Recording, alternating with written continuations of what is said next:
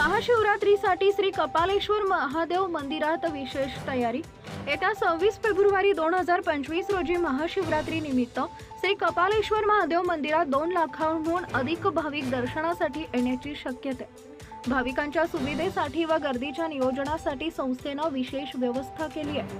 मंदिर प्रशासनाने भाविकांच्या गर्दीचे योग्य नियोजन करण्यासाठी बॅरिकेडिंग, स्वतंत्र दर्शन रांगा आणि सुरक्षा व्यवस्था तैनात केली आहे। पहिल्या पायरीपासून पुरुष आणि महिलांसाठी स्वतंत्र रांगा असतील, तसेच मंदिराच्या परिसरात अनावश्यक गर्दी टाळण्यासाठी रामकुंडाकडील प्रवेश बंद ठेवण्यात येणार आहे। दिव्यांग व ज्येष्ठ नागरिकांसाठी विशेष दर्शन व्यवस्था करण्यात आली असून त्यांना शौचालय क्रमांक 2च्या बाजूने प्रवेश दिला जाणार आहे। इतर भाविकांना या मार्गाने प्रवेश मिळणार नाही। संस्था व भक्तच्या संयुक्त विद्यमाने 125 किलो साखरपाक, खिरापत व 5000 राजगीर लाडू आणि केळीचं वाटप करण्यात येणार आहे। तसेच महादान योजनेअंतर्गत 19,108 रुपये किमतीची महाप्रसादाची रुचकर भोजन व्यवस्था मोफत करण्यात आली आहे।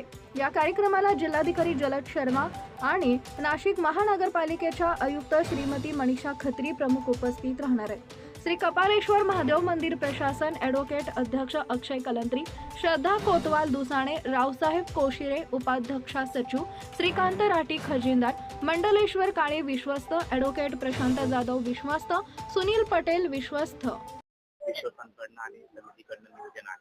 संस्थान श्री कपालेश्वर महादेव मंदिराच्या वतीने भाविकांना देण्यात येणाऱ्या सोयी सुविधा आणि कायदा सुव्यवस्थेच्या दृष्टीने अतिशय जय्यत तयारी करण्यात आलेली आहे।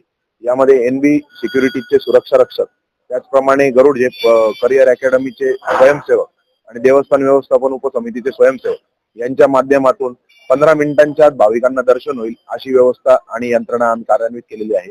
त्याचप्रमाणे भाविकांना संस्थांच्या वतीने 51,111 रुद्राक्षांचं मोफत वाटप करण्याचं पण आमचं नियोजन आहे। नेमकं आपण 24 तासांपेक्षा जास्त म्हणजे 40 तासांपेक्षा जास्त हो मंदिर उघडं ठेवणार आहे भाविक। हो हो, भाविकांची गैरसोय होऊ नये, कोणालाही दर्शनाला अडथळा होऊ नये। अतिशय महापर्वणी आहे महाशिवरात्र, त्यामुळे बुधवारी सकाळी साधारण 4 वाजेच्या दरम्यान मंदिर उघडेल। त्यानंतर पूर्ण दिवस आणि पूर्ण रात्रभर मंदिर उघडं राहील।